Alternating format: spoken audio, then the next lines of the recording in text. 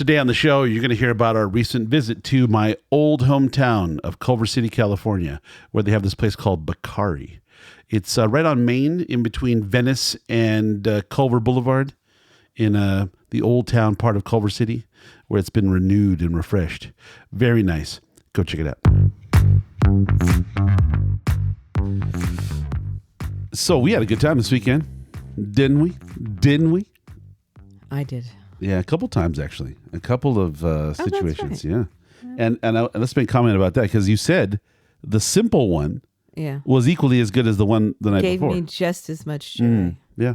Just as much, if not more, maybe because of the reminiscing and nostalgia that goes with it for me. Yeah, it's also just still delicious. Yeah. No denying. Yeah. Mm-hmm. So we had kind of made a declaration that we weren't going to go out this weekend. We kind of, No. Correction. You made a declaration. Yeah, I'd made a declaration. Well, for the reasons. We stopped with the thing? I don't So, make those declarations because I know that, things change. Yeah. Yeah. Not changing that much, though. It hasn't changed. No, I don't mean, I'm just saying, like, we need to eat. We need to eat. We don't need to go out and have a expensive meal, though. But anyways. So I was kind of just not going to go out, and we were in Culver City over the weekend, and I was like, okay. And then you came to me and said, let's go. Do you remember that? Yeah.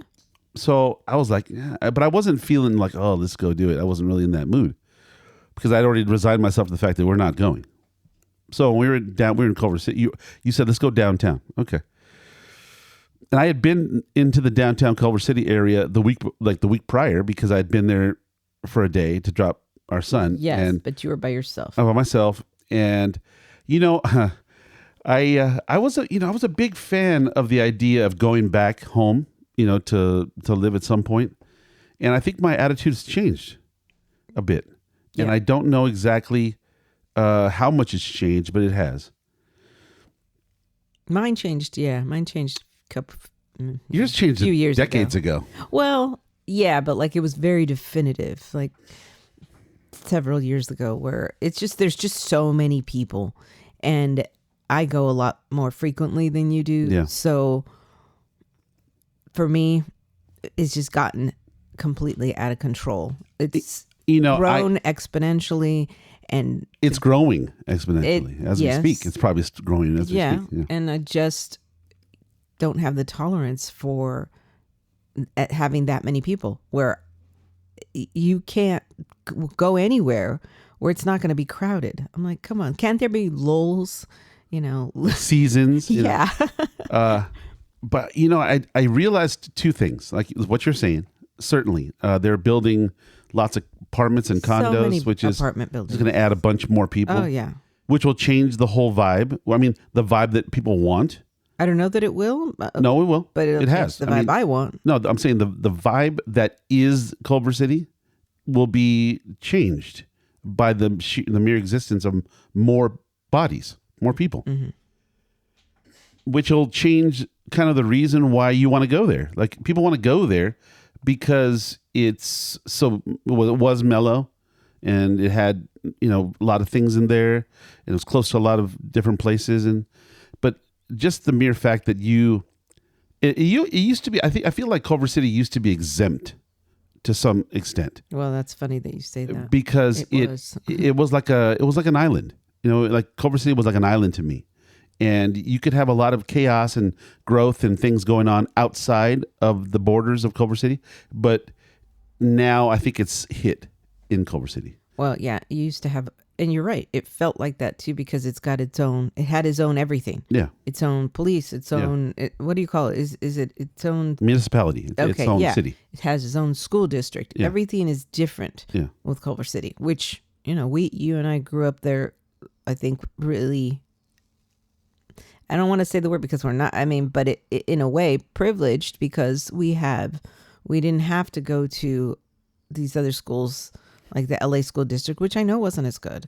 And we had all these little things within this one island. I'll tell you, I think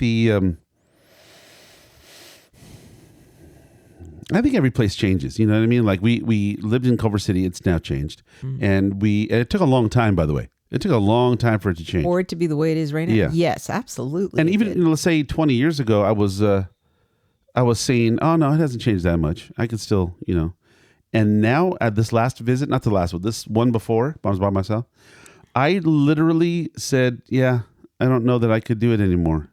And for two reasons. A, it's way smaller than I remembered. Okay, the actual Culver City. Yeah, it is. It's actually very small. And it's very, it's not shaped like any particular town you could see on a map. If you look at the map of Culver City, it's very weird. Very strange borders. And it's not like like you could say, okay, well, it's square or it's kind of rectangular or whatever. It's like what do you call that? Like an amoeba? It's got like tentacles. Maybe that's a good way to. It's got like tentacles on it, and it's kind of thick in some parts and thin in others, and it's got these spires that come out that kind of stick out in one direction. It's a very strange looking thing. So I think between the amount of people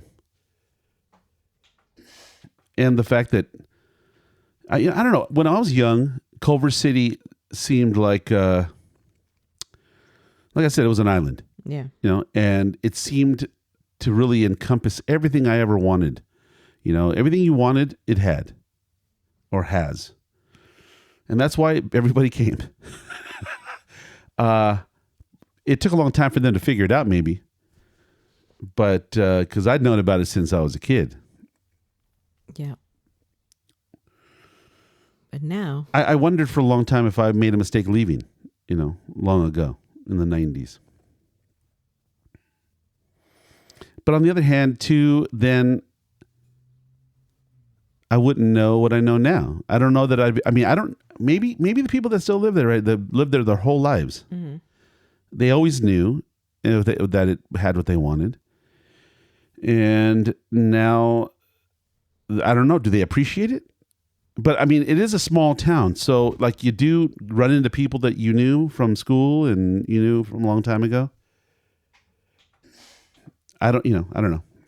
But I look at it now and I go, yeah, no, I don't know that I could do it anymore. I don't know. Well, here's an example. I was there with myself and I drove pretty much all over the areas I knew as a kid. I went to Lindbergh Park, went to Vets. I drove past the mall. I just kind of did a little buzz around just to remind myself of the extent of Culver City. Yeah. And you're like, damn, that was fast. That was really fast. It was really fast. And I said, yeah, you know what? I guess what bothered me when we left in 1997 was the only thing I could think to do. There's only a handful of things I could think to do as living when we were living there. Eat was primary, because you'd be working all day and you come home, we got to eat, right? So it was always like, okay, let's go here, let's go here, let's go eat here, right? Eating, it just seemed like the only thing you could do, or bowling, okay, or what else? What else do we do? Parks. You could go to parks. You go to parks, a lot, city parks, yeah. But, you weren't really a park person. And I was growing up. I'm just saying when we... Well, what stopped you then? Because when I met you, the only time we went to the park was to go play tennis. And it was me playing tennis, not you. So it wasn't like you were going, you're going to the swing set and you weren't, you didn't go to the local plunge and you didn't go. I did when we were young. Well, yeah, really young. And but when we were together, we had other things we were doing. Well, I'm just saying that in our 20s, it wasn't in our 20s. It was like we go hang out with friends at their house or they come to our house. Yeah. But it wasn't like we had stuff to do. Like, oh, hey, like now when I go to Culver City and you're not with me and I'll go for walks with my mom. We'll go hiking up in some of the really yeah. That one I took you to for I understand. Mother's Day was one that we've gone to. Really? Yeah, and we used to go to that one as a child. Which one? That same park I took you to. It was around then? Yes. I never went. I mean, granted, it has changed a bit made nicer. Really? But yeah. I never went to that park as a kid. Yeah. We used to go. We would do family parties, picnics there. There. Inviting people from all over because that was a little bit closer to where they were. And it was a big park. And so that park has been there that long? Yeah. We would go hiking up. How old? How were you when you first started going there? Less than 10 years old, for sure. Well, why didn't I know that park was there then? I lived right there. Maybe because it was not the nicest area. Okay.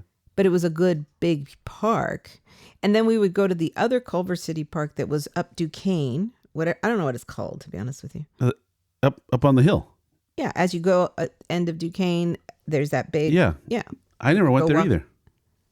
Never. You're kidding? Nope. I was living right there. Oh no, we went there and we had like parties there, and there was like Little League was played there. We would go to Little League there in the 70s. Yes. Wow, how did I miss that? The only parks I ever really went to was sometimes McManus, which is way over off of Washington and towards La Cienega. Oh yeah, we didn't go to that one much. I've been there, but my brother played softball there. Yeah, we were there.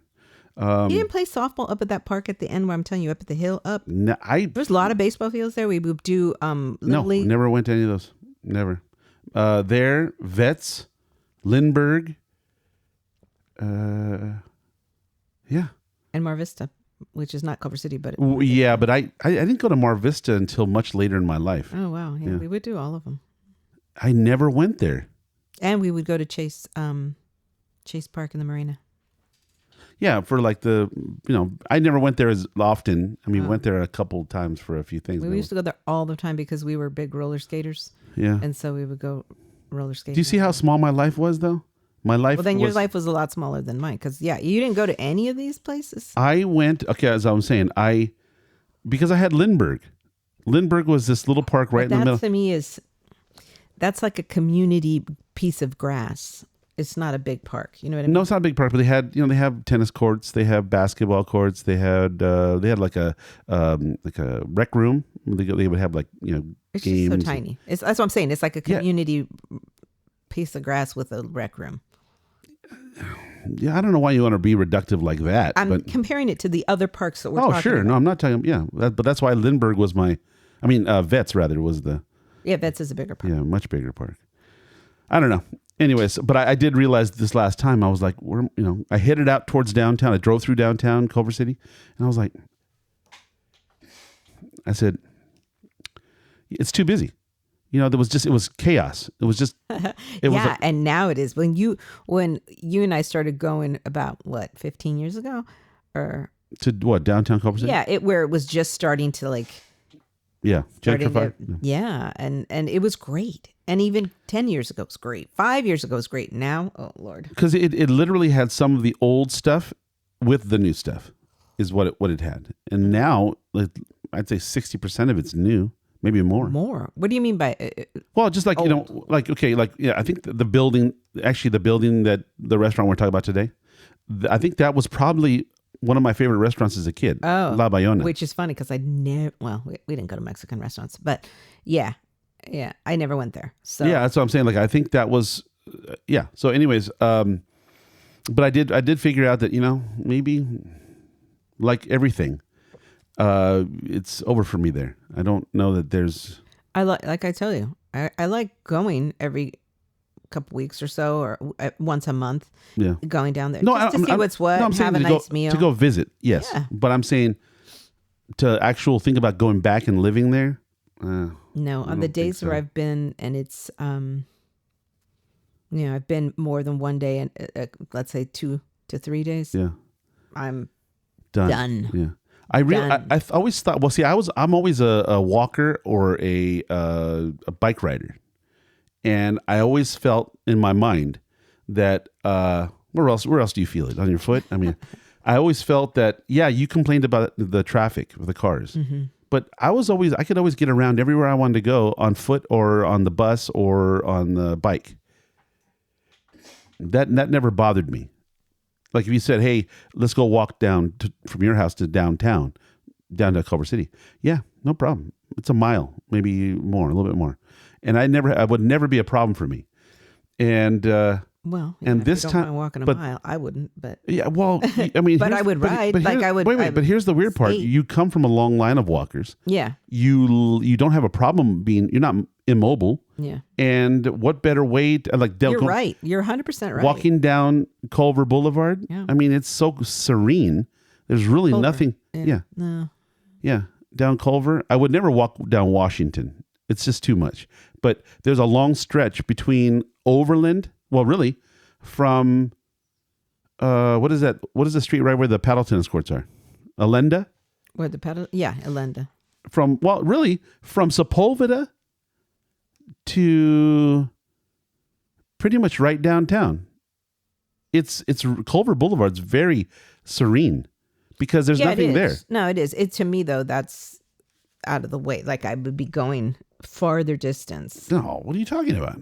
To go to Culver, downtown Culver City? I'm saying as you go to Culver, it's taking you farther south, and then I have to come back north to get to where my right. But and my thing is that it's so chaos all the way. You mean on Washington? Yeah. I mean, whatever. No, yeah. And all these new businesses and restaurants and whatever. Yeah. Oh, you also went to the cheese park. I was thinking about the cheese park the other day. Driving past. That's right. We used to do that all the time. Yeah. I mean, like, and we could walk, and we did. We would walk. To that. Yeah, because it makes sense. Yeah. Why should you get in the car to go 5 feet? You know, that cheese park is the one over there. I don't know what street it's on. It's on Washington Pla. No, is that Washington Place? It is Washington Place.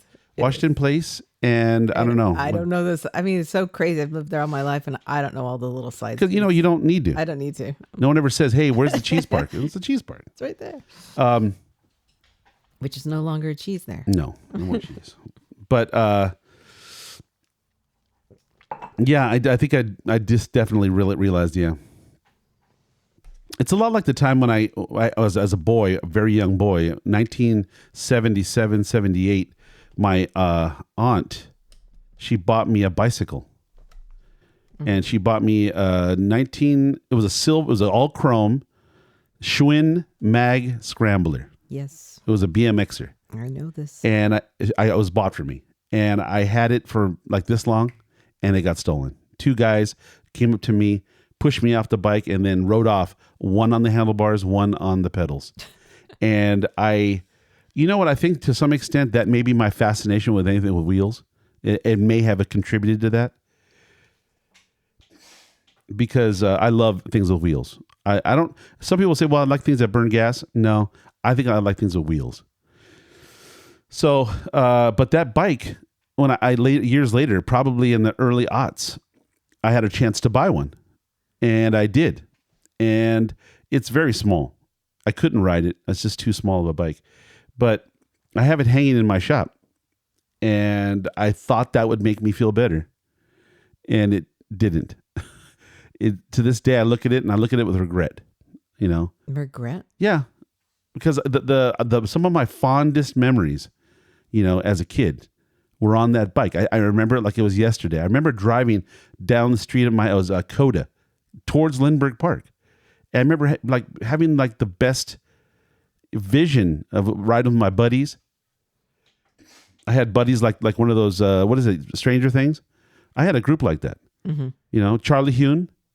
You don't need to mention all their names. Why? I don't know. I'm just saying. Yeah. Well, okay. It was Charlie, Danny, Ken, all these people from my neighborhood. And we were like a bunch of latchkey kids. You know what I mean? And being our little BMXers. It was like E.T. That's why when I watch E.T., it reminds me of my life as a kid. I know. It's true. I think anybody who grew up in the 70s, for sure 70s and 80s, we were all latchkey kids. But you know what, I realized something though? Culver City to me is like that bike. I have fond memories of it. I think we lived in it in the best time possible. Mm-hmm. Maybe and I'm starting to think that though. I'm starting to think quite possibly that was like the best time, not only because I was a child, but because there was no internet, there was no cell phones, There was no. If you really wanted to see somebody, you had to work at it. There was no FaceTime. There was no nothing to distract you. You had to deal with people because there was no easy communication. If you wanted to send somebody a message, you had to write a letter.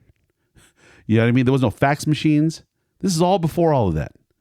So I don't know. Life was just vastly different, and I really remember it with fond memories.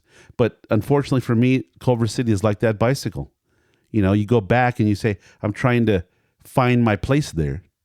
I'm trying to find out where I am. Where can I exist here?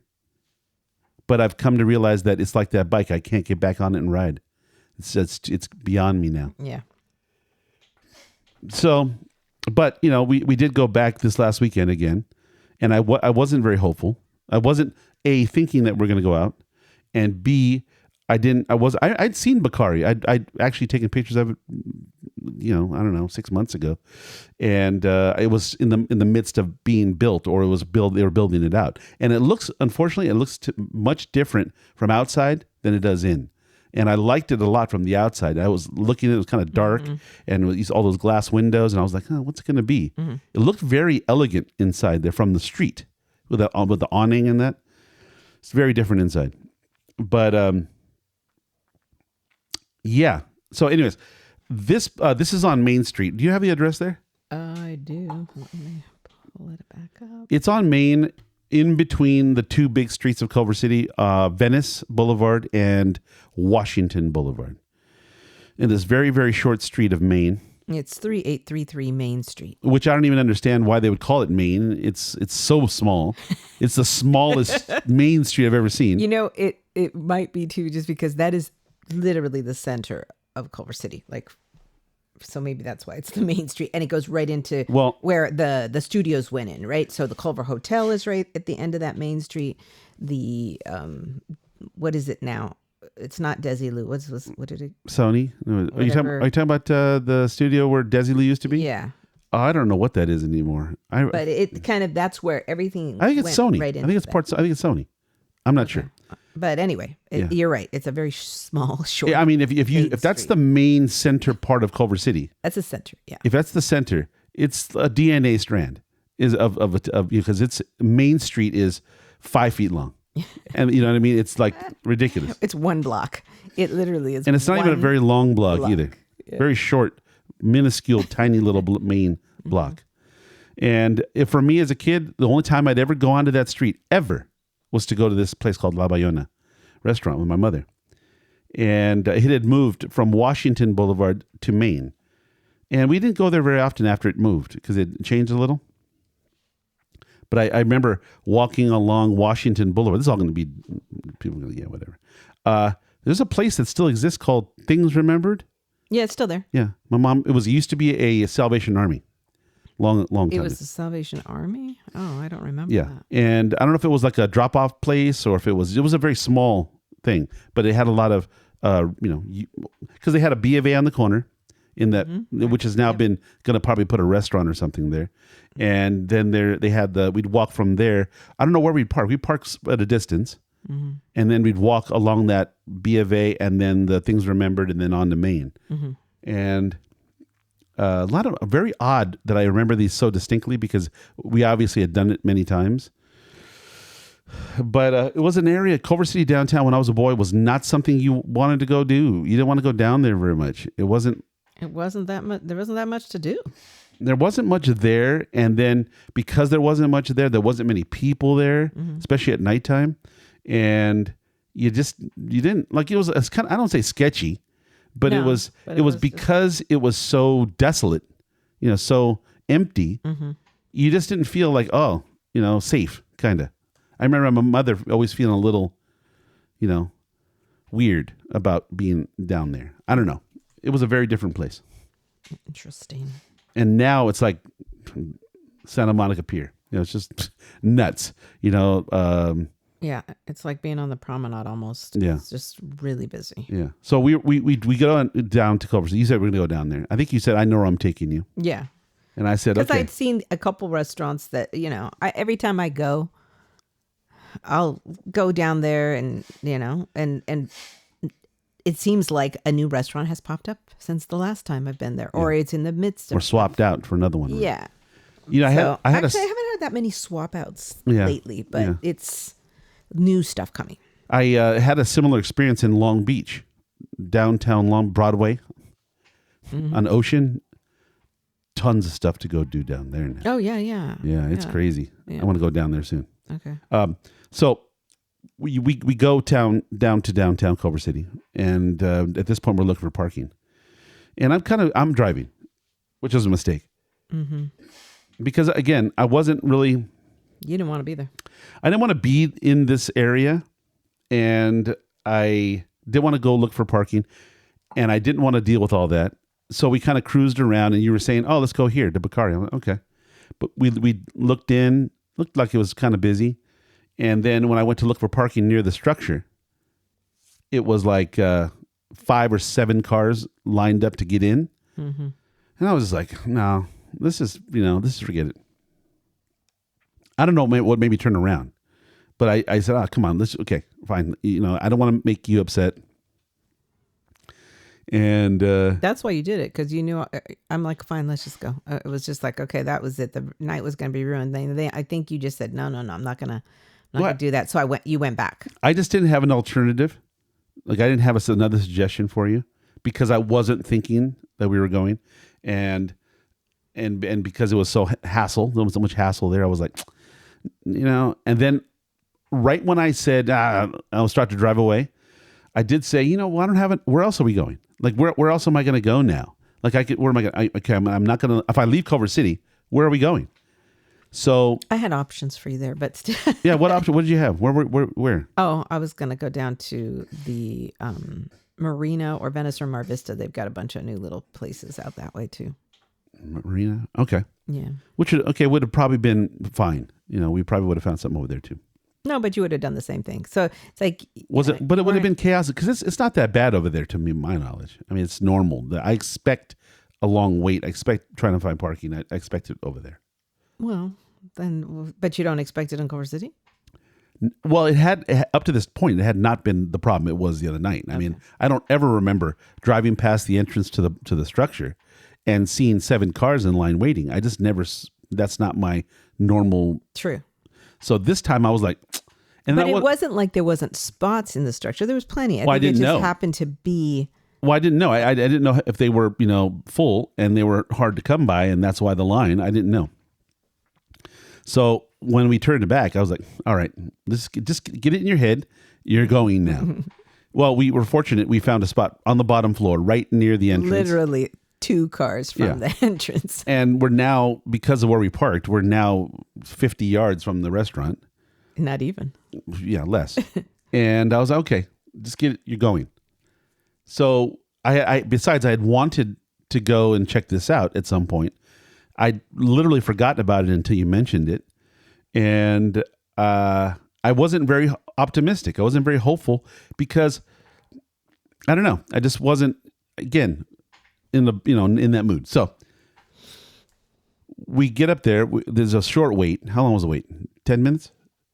Honestly, I don't even think it was that long. Okay. Now, granted, lucky. You and I tend to get lucky when it comes to seating sometimes. So there would have been a longer line if you wanted a table. Yeah. So, which I don't know that I did. I didn't. I did not want a table. I simply wanted to go to that bar. Yeah. I think bars to eat are the best way to go. You can typically slide right up to the bar. Well, yeah, that's why I'm saying for you and me, we're usually pretty lucky when it comes to eating at a bar, and it's just the two of us. Now, granted, if we have friends with us, it doesn't make sense to do it. So we don't tend to. You can't sit 3 or 4 at the bar. No, right. It doesn't work. So again, so the bar was full. Yeah. But she says, well, I'll put you down for the bar. I'm like, oh, I have to reserve. I can't just wait. She's like, yeah, we'll put you down, but I'll put you down for that. I'm like, okay. And I guess, she very busy. A lot of people putting their name down and whatever. Yeah. And you noticed a couple people leaving the bar. And so I went up to her and I'm like, well, there's space at the bar. She's like, there is? I'm like, yeah, people just have. She goes, oh, okay, go ahead. So Well, you know, So it wasn't even 10 minutes. I want to shout out to a place that never disappoints me. Never. On the day that I went up to take date the week prior, since I hadn't gone out, I said, I'm on the way home. I'm going to stop off to Houston's in Irvine. And for whatever reason, knock on plastic, wood, or glass, whatever you got, I always get a spot in the same spot on the corner of the bar, right behind the entry doors. As you walk up to the bar, the first spot, I always seem to get a spot there. And on this day, it was like it had my name on the seat. But I think we always tend to have more luck at the Irvine bar than the God. Pasadena one is like crazy. It's changed there too, man. It's nuts now. Yeah. Everybody is hip to Houston's in Pasadena. So annoying because we used to go when it first was. Oh my God, it was easy. Also, I was not anymore. When I was going to Le Cordon Bleu, I used to drop in there periodically, and I always get a spot at the bar, and people were cool. Yeah. Now it's just complete chaos. Yep. I think maybe too. It just really depends on the time you go. If you're going right at dinner time, it's nuts. Screw it. Completely. Even Irvine is really crazy, but yeah, we've gotten really lucky with bar seating.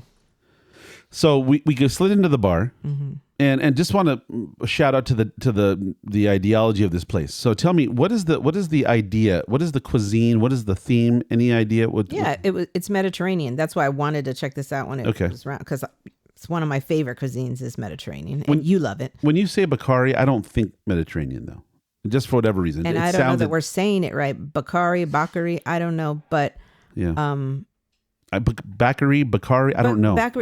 So in a weird way, like I told you, it does sound Mediterranean to me, only because I know somebody named Zachary. So are they Mediterranean? And they're Greek, yeah. Okay, and how do they spell that? Sakuri. And how do you say it? Wait, Zachary. How do you? I don't know. Like I said, it's a tennis player, so I don't know how you actually say it. Well, how do they say it on the TV? Zachary. Okay, so okay. Yeah, but when I saw the name Bacari or Bacari, I think Italian. That's what I'm thinking. But you say it's Mediterranean. Okay, I'll go along with that. So it does. Okay, so from the outside, it does look European from the outside. It's spelled Sakkri. Okay, Zachary. It looks French to me from the outside. Oh, but it's blue and white stripes. So I kind of thought Greek Mediterranean. What's blue and white stripes? The awning is blue and white. Brown. No, it's blue and white. Are you sure? No. Maybe it's the restaurant right next door. No, I'm looking at a picture. It's blue and white. I need to see that picture because I remember it as brown with gold, kind of a brown and gold, kind of not gold. No. I mean, let me see it again. Can you use it? Okay. All right. Well, I don't know what I was thinking. Yeah, it's blue and white. So in my mind, I'm like, when it said Mediterranean, I'm like, ooh, Greek. It's going to be some form of Greek. Great. Well, under those circumstances, I feel, okay. But then the interior is then even more curious. Yeah, the interior threw me off. Yeah. It's so not Mediterranean to me. No. I feel like. And in fact, it feels when you're sitting at the bar, you can see some things that are completely not Mediterranean, right? Not Greek at all. No. So I feel like it's like we were in an English. It is English countryside, looking at the horse and hounds. That's exactly what it is. It's a fox hunt. Yeah. Like a fox hunt kind of graphic art on the wall. A full-blown graphic of English fox hunt. Countryside is what you feel like when you're sitting there. They're actually in the red coats and the black hats on horses. And what part of that is Mediterranean? So that to me seems like it's a legacy thing. Like they left the decor from a previous place. I was thinking the same thing. Yeah. But then you said, I think La Bayona used to be here. I'm like, well, that's Mexican. So I don't see why. Well, wait. No, I mean, when I say La Bayona, I mean the space. And that was probably maybe 2 restaurants ago, possibly. I have no idea. Okay. So that was puzzling. Okay. And then when you're sitting at the bar and you face away from the bar. Yeah, you face the actual restaurant part of it. Where And there's a divider between the bar and the restaurant. Mm-hmm. That to me has every indication of France. Yes. Okay. And there's also some really strange. The dogs need to get out. Is the door open? Your son. Oh.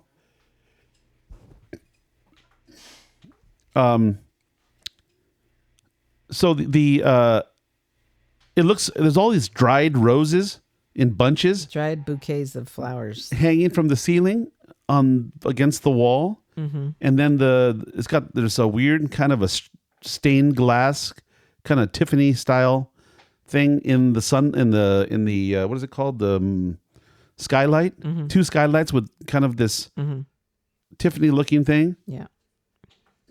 It's weird. I don't know. It just, so. The decor threw me off. It throws me off. Feel Mediterranean. No. It feels English or French. Yeah. I did not like the like curtain, the material they used for the little curtain. Well, the print on it, that weird kind of brown. So it's very. It felt really dated, Yeah. And it's surprising. It's surprising. Very surprising. Why they would. To me, again, it sounds like to me they were on a budget when they opened, and they just said, "Okay, well, this stuff's already here." The chandelier is like this, flowery. Yeah, flowers on the. Mm-hmm. It was just strange. Okay, and I don't know why and whatever, but this is where the story changes, though. Yeah, this is where things get really. You can forget all that stuff we just said. Okay. So I'm sitting at the bar and they show up. You order, that's a cocktail. Yeah. Real nice guy behind the bar. Yeah. The very attentive. The bartenders were great. Real animated, real friendly. Mm-hmm. And he offers you a cocktail and you get a something Rita. Bacari. So I'm not a big, cocktail person. Like I like I know. I don't like fancy drinks. You don't like fruity, sugary. No, I don't need any parades. I don't need any a big giant fighter pilots. No, I don't need any garland or any glitter. I just need like a beer or like a whiskey or wine. That's just, I'm simple that way. So unfortunately for me, the fancy dance cocktails are often lost on me, right? Mm-hmm. And oddly enough, here's the weird part. It even gets weirder. I don't even know that it's not that I don't like the idea of drinking a cocktail like that. I don't know. When I drink a certain drinks, it doesn't appeal to me.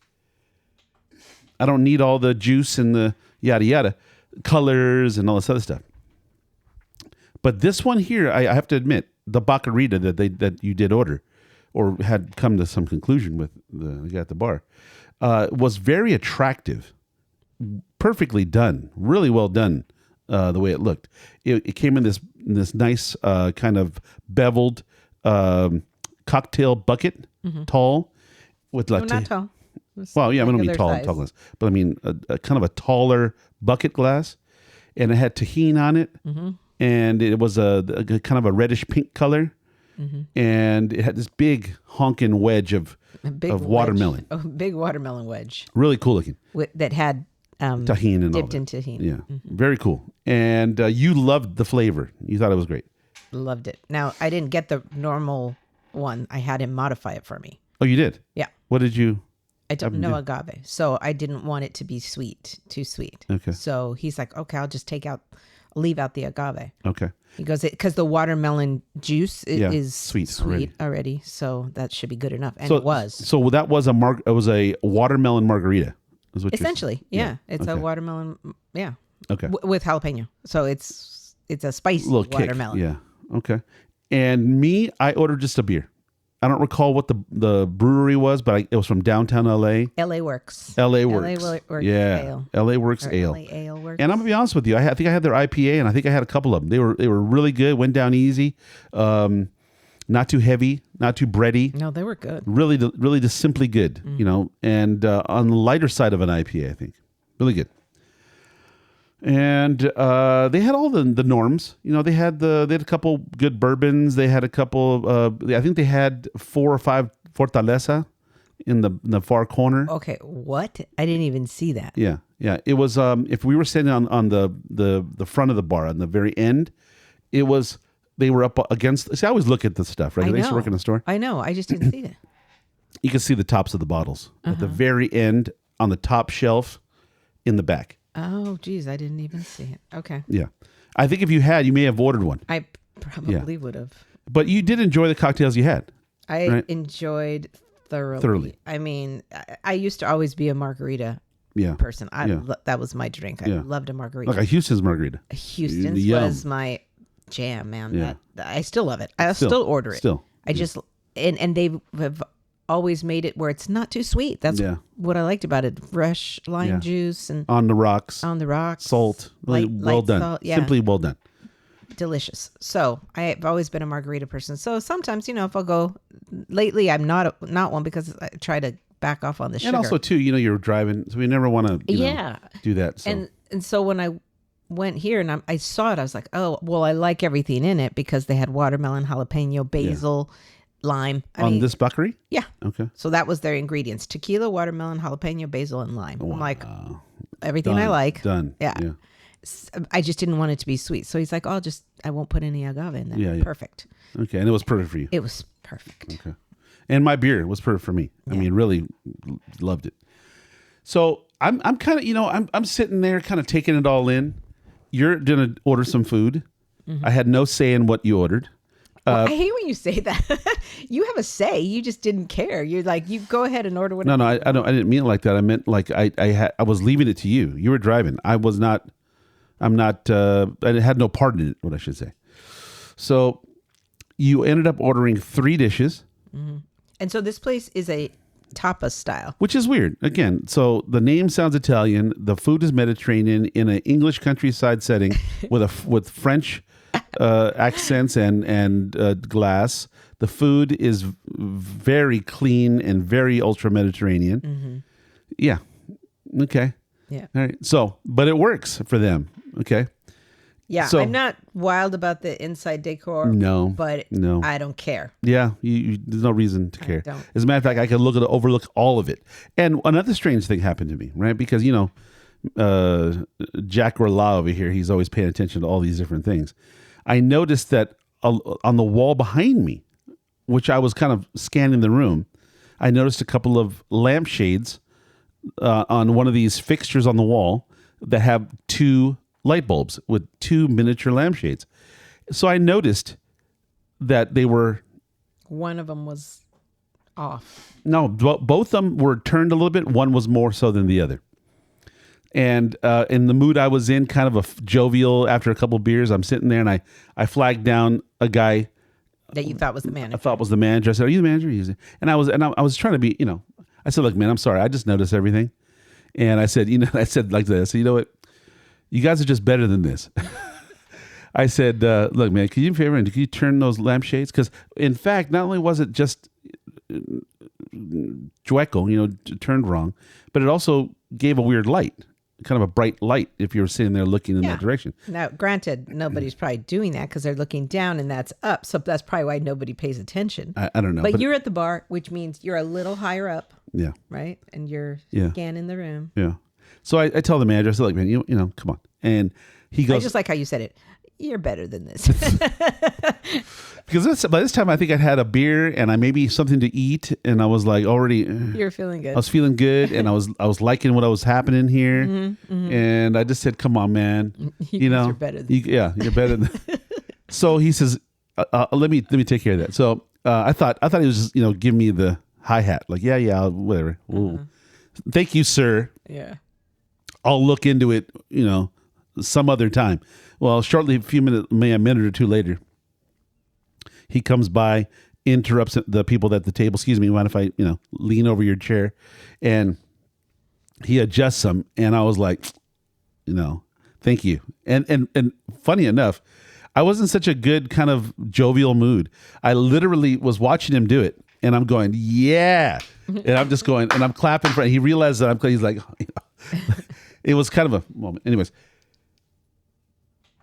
so the food comes, and they bring out first of what I would say is not even a pizza. It seemed to me more like a flatbread.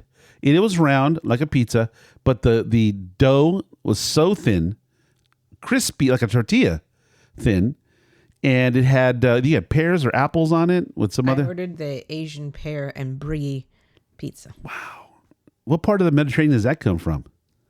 I said Mediterranean-inspired restaurants. Is it East Mediterranean? Is that where it is? Okay. It's the olive oil that they put on it. Yeah. It's frantoia or frantoia. Yeah. I don't know. Olive oil. So it comes. It was very good. It wasn't my favorite, but it was very good. I loved it. Yeah. Asian pear and brie. Here, I'm going to give you the description. Okay.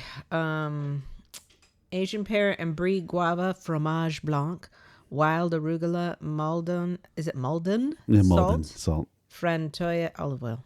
Okay. It was good. It was good. It was good.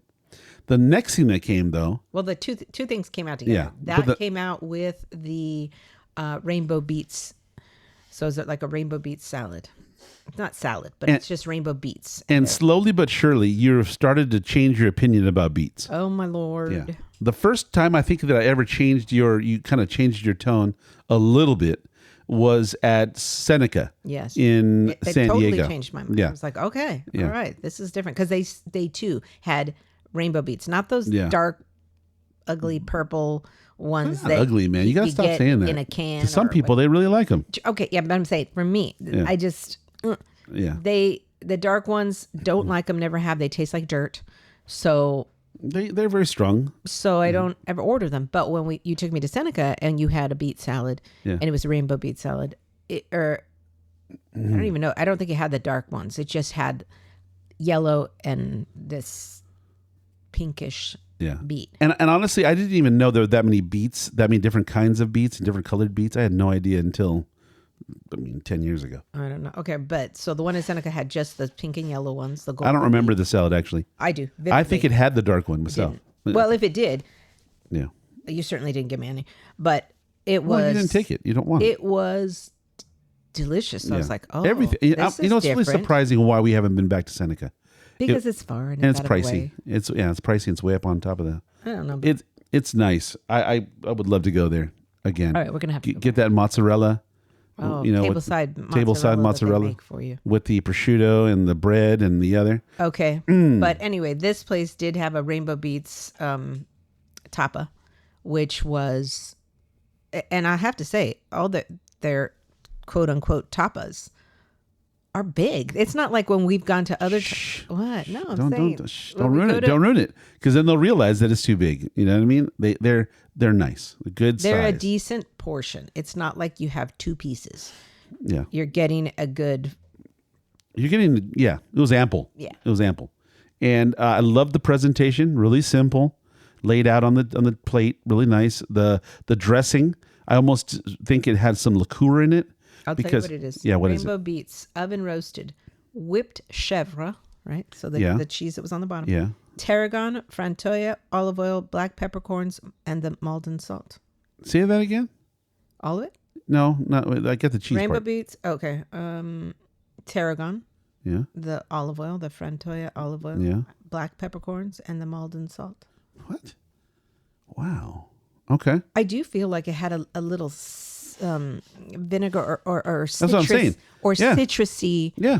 I won't say citrus because I didn't taste citrus. Well, I did taste an acid. Something, yes. I tasted an acid. That's why I'm like trying to figure out what it is. Yeah. But to me, it was like, okay, it's either vinegar or some sort of citrus. Yeah. They must have roasted. It says oven roasted. Maybe that, however they roasted them. Whatever they did, it actually imparted some sort of kind of a weird syrupy kind of thing that I recognize as like a liqueur, which is weird. And then it did have an acid, which I could not identify. I really don't. And if it didn't even say that in the description. Doesn't say. So I don't know what that is. But it was good. It was real good. Really, really good. Maybe, just maybe, and we're maybe missing the boat. Maybe those lighter beets have a bit of acidity that the red ones don't. Because the red ones, I don't know them to be acidic like that. Yeah. But it was delicious. It was delicious. And nice sized chunks. You could oftentimes cut them.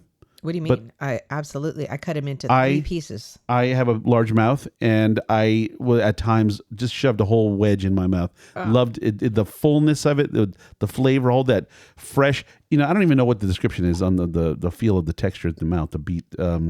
Speaking of, shout out to Chef Nathan Coulon, that used to be of the San Diego La Jolla Coulons. I worked with him from the Belgian Lions. I worked with him years ago when I was just starting here in San Diego, and I remember we were sitting there at his restaurant making steak au poivre. That was a big thing from that restaurant, and he had 2 things that he turned me on to right there: French butter, because he would eat it by the spoonful. He was like, "Here, you ever had?" And I was like, "Butter? No, I never eat butter by itself." And he just took up like, I don't even, a cracker. Yeah, spread it. Just spread the butter on the cracker. A big, gorgeous dollop of butter. And it was delicious. But at the time, I was like, weird. And then also beets.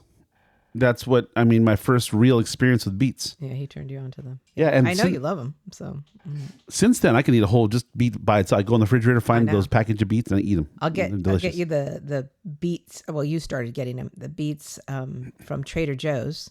Yeah, just got this packaged beets, and then some lentils that are already packed. And make a I haven't done this beet lately. lentil. Where I remember I give you a little dollop of the lentils, the beets, other stuff. It's in been what a way? While. I just would give you a bowl of this, and you would eat it. Yeah. Well, you know what I've never seen though. I've never seen light beets in a package. Never. I don't even know if I've ever seen them in the store, like raw. I know that I've never encountered them anywhere but in a restaurant. But they are, oh man. And the 3 different colors, least of which for me, the orange. I don't care for the orange that much. I do like the pink one, and I do like the dark one. I like the golden, and I like the pink. Yeah. The pink one is almost, man. I mean, if by contrast to the red, it is so much different. It is so much different than the red. I mean, it's opposite, completely opposite, but it's so good. Delicious. Yeah, I know. I love it. Yeah. Love it. So there's that. And then the last thing that we had was which was the hummus. Lamb hummus. Yeah, and you say, ew, and you say that to me, I was like, ew. Why would you say ew? To me, that's like 2 of the best things for me. Because A, I've never had anything like it.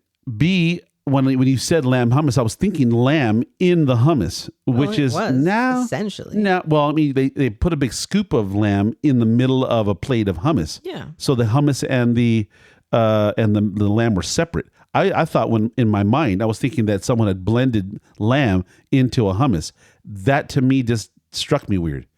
Okay. I don't know. Yeah. For me, yeah, anything with lamb, you're a lamb proponent. Yeah. Anybody has lamb on the menu, I'm going to probably order it. So. And hummus, I adore. And hummus, you know what? True Food Kitchen. True Food Kitchen is where I really got a hankering. And a satisfaction from hummus. Mm-hmm. Really great hummus. Yeah, they do have good hummus, and you make it for us. So and this one here, yeah, this was great. Yep. This was great. And there's one other thing that I do not know.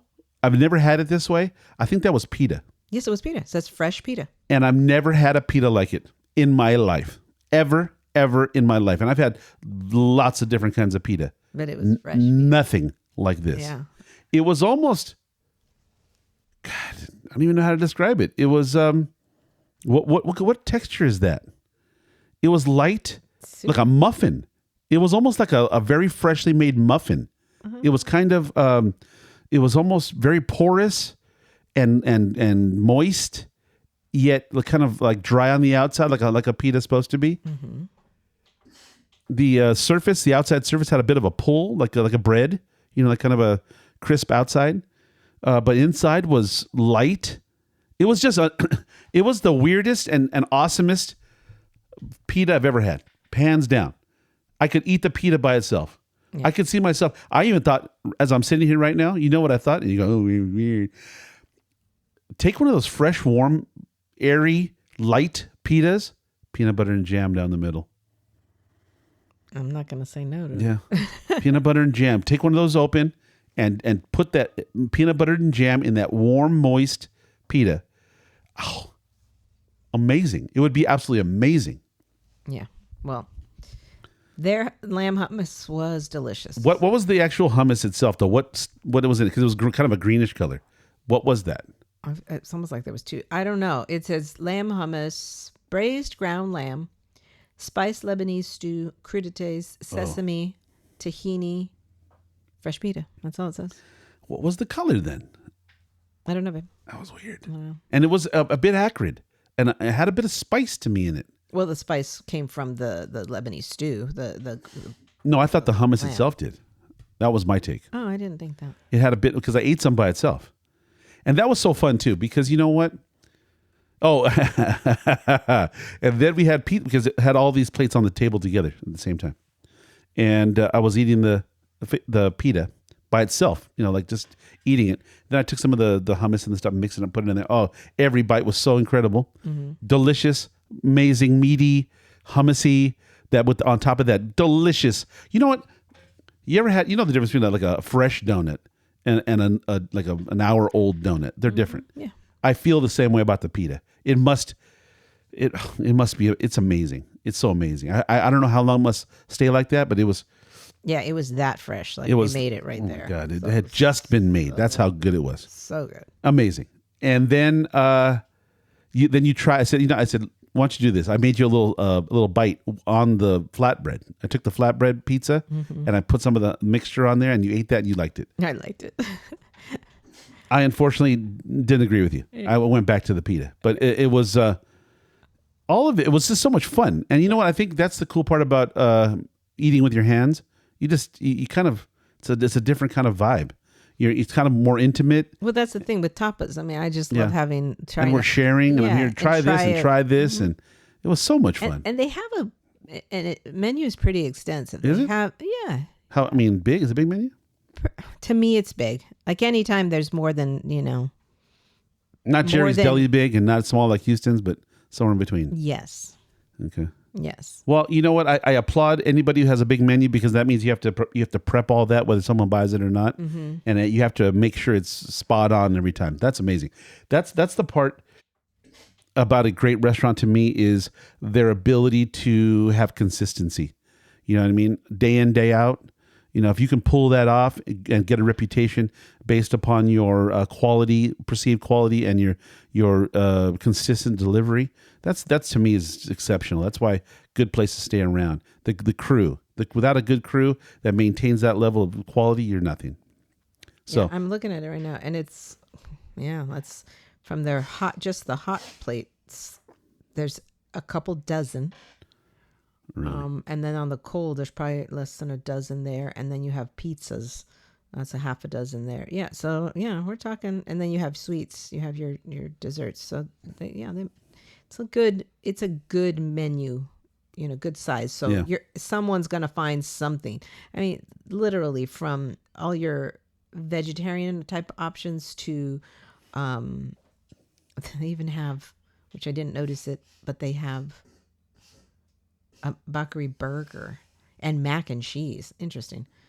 So chicken wings. I mean, they got all sorts of stuff. Chicken wings. Wow. And you know what? That's the stuff they've got. I didn't order it because I know you didn't. It's not your favorite. Which is scallops. They have scallop medallions, which they might have been great next time I go. And they have octopus. So those two would be. Well, yeah. I was so totally satiated by all of that. Do we have a dessert? No, I was full. I didn't want their desserts. To be honest with you. It was too full. I was thinking, did we go any place else for dessert? We went and bought some quesadilla bread at Yum Yum. That's it. That was about it. I didn't need anything more though. I wanted something sweet. I always do, but yeah. But this was. I was hoping it would be good, and it definitely exceeded my expectations, so I was very happy. If they put that kind of excellence in the rest of their dishes, I want to go back. That's what I'm saying. I bet you they do, and I'm going to go back and have some of the other. I want to try those chicken wings now too, though. I love chicken wings, and if you're really good at it, please Sign me up. It says it's a Jidori chicken wings, buttermilk batter, smoked pepper sauce, blue cheese creme fraiche, and scallions. You know what I think I want to do today? I want to do chicken wings on the grill. I haven't done it on this grill. That's true. I want to go get some chicken wings and make some kind of sauce and maybe I'm gonna do that. And maybe I'll make tzatziki. Make a fresh batch of tzatziki, and I've got some vegetables, those peppers and things you brought the other night. Yeah. Yeah, we're doing that. That's what I'm doing tonight for dinner. Sounds good to me. Anything else you want with that? Maybe we can make a hummus, a rice dish. A lemon rice. Yes, a lemon rice. Lemon rice. You have like what do you have? Jasmine or basmati? What do you have? I've got jasmine, I think. And you're out of other rices. You had I'm to out sub of out. Sushi rice. Okay, I'll get some. So, and then last but not least, you ordered another cocktail, or I may have ordered it for you. I forgot. No. Yeah, I said no because I was the designated driver. Yeah. And you said no, give her one. You're like, we'll walk. We'll walk it off. Walk around a bit. And he surprised me with it. He goes, I let me surprise you, kind of thing. Okay. And he came back, and I don't know what it is. I know it's not on the menu. I don't think it's on the menu. I can look. No, he said it. He said it. He what? said in the video clip. Hang on a sec. You need to vamp. I need to vamp. Okay. Yeah. So I'm looking at their menu just to see if there's anything in it. All I know is it had a pineapple flavor. So there was pineapple. I have it here. I have it here. Let's see if we can find it. I see something called. Hold on.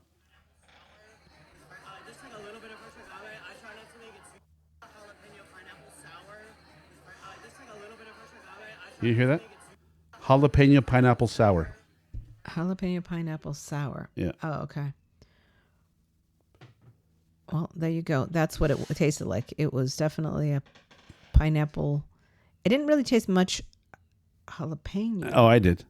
I remember it distinctly. Oh. Yeah. I remember that more distinctly with the watermelon one. Okay. But it was delicious. And I didn't taste the jalapeno like, oh, that's jalapeno. I know jalapeno really well. Mm-hmm. And it kind of had a edge, like a bitter edge, which I recognize as jalapeno. But it wasn't like, oh, you taste that sweetness of the jalapeno. I did know that he used an egg white. Yes, the foamy, frothy thing on the top. Yeah, which, they blend it and they whip it. And so it kind of has that, kind of gives it structure. Mm-hmm. I liked it. I liked it a lot. Yeah. It was delicious. Did you eat the jalapeno on top? I didn't. That would have been cool. Yeah, eat the jalapeno and then take a sip. That would have been cool. Yeah. No, I didn't do it. Anyway, really enjoyed the place. Really, really super did. Again, the service is great. The food was great. The ambiance, I have not been to the other locations, and I can only imagine it's probably good, but strange. And that was the thing. I had no idea, I don't know anything about this restaurant, but they have a lot of restaurants. I mean, there's 8 in total. 1, 2, 3, 4, 5, 6, 7, 8. Yeah. There's probably one downtown LA. There, West Adams. Maybe that's downtown. Not far. It's a little bit east of downtown Culver City. Playa del Rey. I mean, you think we would have noticed that one. What? That's out near. No, it's out near. We don't go there. We don't go to Playa del Rey. That's at the end of Culver Boulevard. Well, I go there all the time with my mom. For where? For what? I'm over there as we're going to Home Depot and all of that. We've gone into I'm thinking that Playa del. I'm thinking those new complexes with all those restaurants. There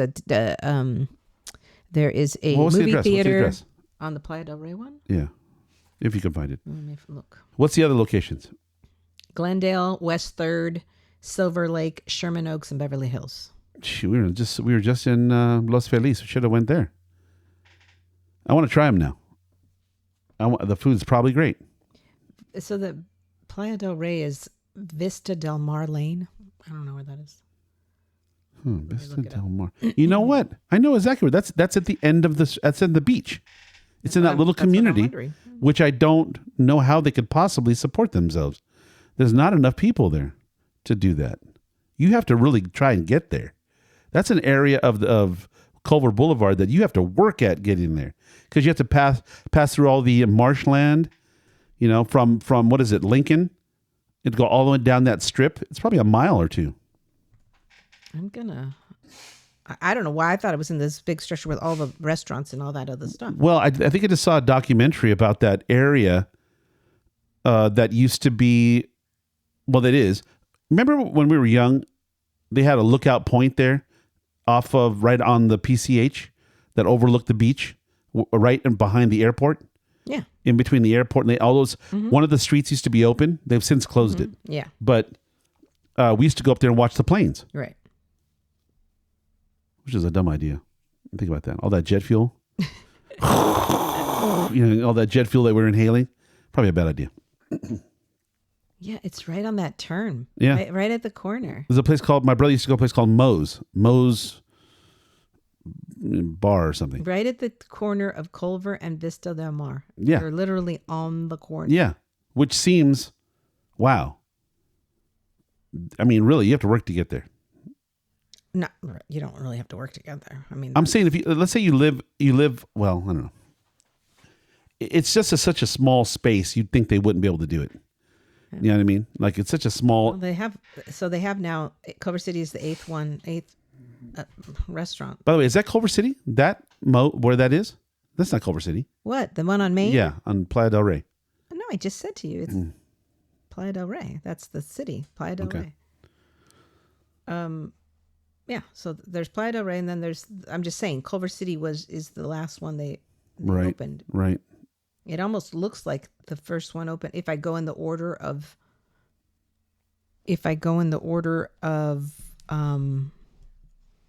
this list, it looks like they started with West Adams, did Playa del Rey, then Glendale, West 3rd, Silver Lake, Sherman Oaks, Beverly Hills, and Culver City. That just tells you how good it's going. Yeah.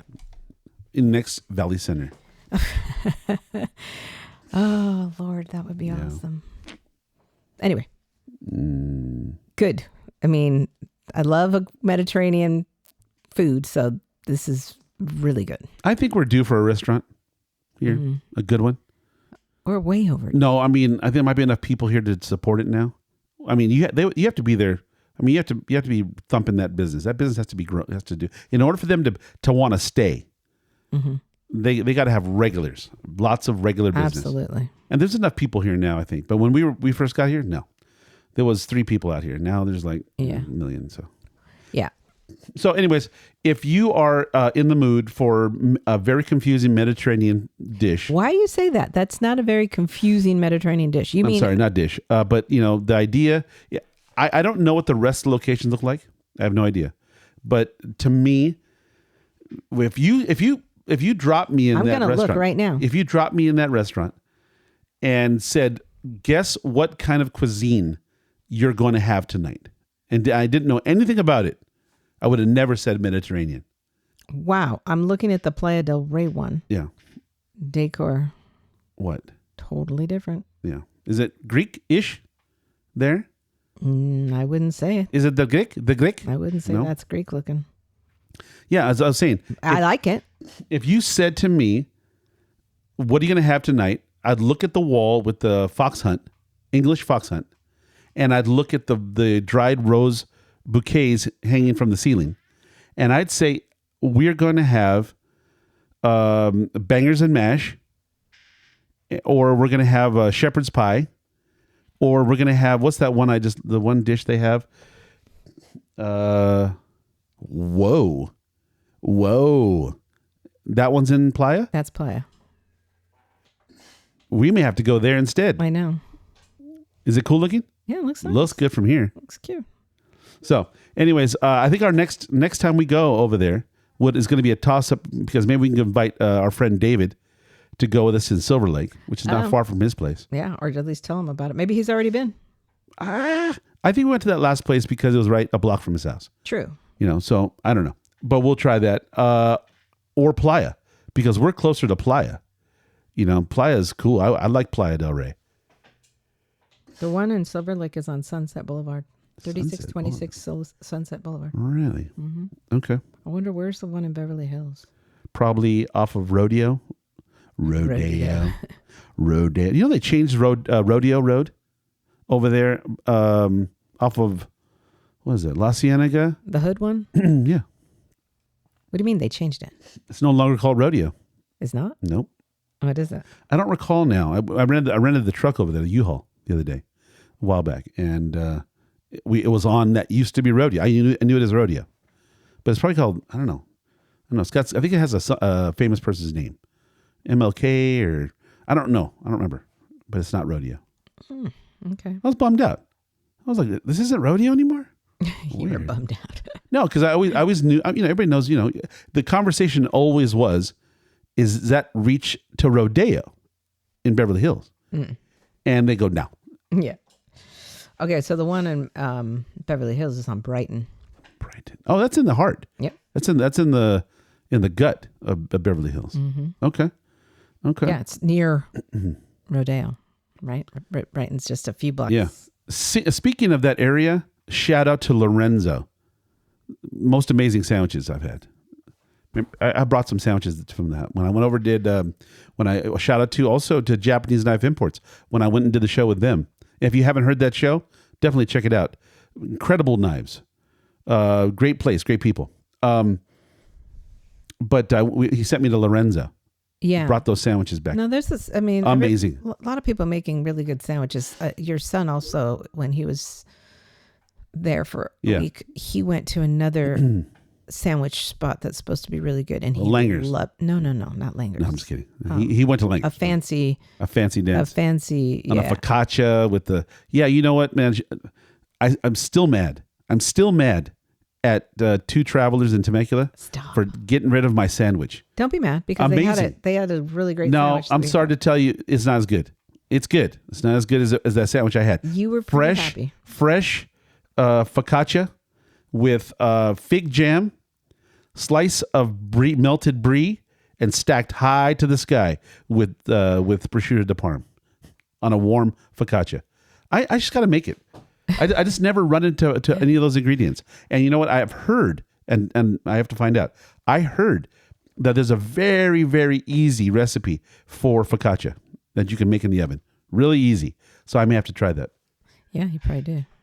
I have to start making some of these dishes at home. I definitely love beets so much and don't know why I don't. Well, the reason why I don't make it is because I don't run into them. I don't know that you're looking, It's they're probably there and you just don't even look. I go to Trader Joe's. Yeah. I shop at two stores. Okay. One, Trader Joe's. That's kind of most of the time for things that you like and I like. Trader Joe's to me is one of those places, like, it's kind of niche. It's got a very unique niche kind of feeling. And then I shop at Ralph's for kind of everything else, like meats. I know we don't have, maybe if you would go to like Whole Foods, there's just no Whole Foods near us. I won't. Besides that fact, I will not make it. You know why? Whole paycheck will make those beets ridiculous. It'll be ridiculous. The price will be ridiculous. It'll be like an Erewhon. It'll just be $7 a beet or something, something ridiculous. And then I won't make it. Mm-hmm. And that's what you need. You need to be able to just grab some beets, which are commonplace. Shouldn't be a luxury Maybe to have you a beet. To grow your own beets. Man. You're thinking about it now. Now that you've said it. Yeah. But I think I have to. I have some garden now, and I'm going to have to make it. In fact, I did start realizing I have to put tomatoes in the ground, even though I'm afraid of the golfers. Yeah, I have to put tomatoes in the ground. They don't grow as well. Well, just they don't grow in the pot.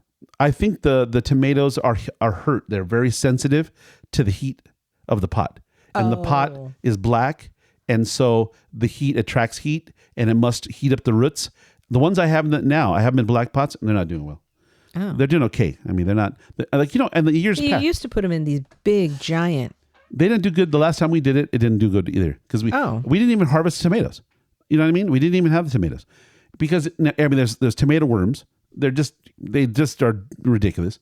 There's so many worms right now in the garden, on the trees, on the bushes. They just eat. And when you see something like dead, it's because of the tomato worms or the white moth. Mm-hmm. They just eat through the whole thing. One of my favorite plants was almost decimated completely by this white moth. What is it called? What do they call those? The little what do they call those things? Become butterflies. The caterpillar. There's a little green caterpillar that is ridiculous. It comes from the white moth. Oh, that green caterpillar. I thought that was a tomato. That's a tomato. No, worm. the tomato worm. I don't know what moth it comes from, but those things are big. They can be the size of your finger. Oh, yes. You mean that they're big and the big thick. Those big thick ones are the tomato ones. The ones you're talking about are skin. They look the same, but really skinny. Really skinny and small, short and like an inch long. Yeah, whatever. And they just. I'm telling you right now. I don't know what the name of this plant is, but I love it. It's the most awesome looking plant. One day I go out there and all the leaves are gone. And I'm like, oh my God. Yeah, that's devastating. And that's devastating when you're like, oh, my beautiful plant, and then it's gone. Well, on top of that too, then I went through the whole plant. I went all over the whole plant. Yeah. I realized what was happening. I took off all of the little caterpillars, and then now it's just coming back, and now I got to watch it again. You do. Well, that's what I remember happening with our tomato plant. Like I had the garden in the front there, remember? Yeah. When I had that big garden. Is that why you ignore it now? Yeah, because I was so disappointed by all the... Okay, but you know what? That's just part of gardening. Yeah. Sorry. Oh. So anyways, listen, go to Bacari, whatever you want to call it. Obviously now we need to try out all the locations because they all look different for whatever reason. Yeah. The food that I had, the 3 dishes I had were off the charts great. Again, in descending order. I'm amazed by the hummus dish with the lamb. I love the beets. Okay, the Beverly Hills location looks way more Mediterranean. Does it? Look. Oh yeah. Still cool though. Yeah. Very different. Cool. All 3 different, totally different decors for all 3 so far. So, but the hummus was my favorite. Just because of the pita and everything about it was just off the charts. The beets, second, only because they didn't have meat. Third, the pizza, because, I'm a pizza guy. I make pizza and I like pizza. This is not a typical pizza. This is very atypical. Love it. But it is good. It was good. Mm-hmm. Yeah. And I liked the beer. LA Works. It was delicious. You loved the cocktails. They were also nice to look at. Yep. And it's right there by the house. I mean, we could have walked if we wanted to. Mm-hmm. You won't walk, but as much walking and moving as I do, you'd think I'd be a stick, but somehow or another, no. Anyways, check them out. I've not tried the other locations, but this one in Culver City was great. I'll definitely be back again. One of my favorites in Culver City at this moment. And thanks for listening. Be nice to each other and go check out the spot, man. Tell them Grub Enthusiast sent you. Have a great day. Be nice to each other. Thanks for listening.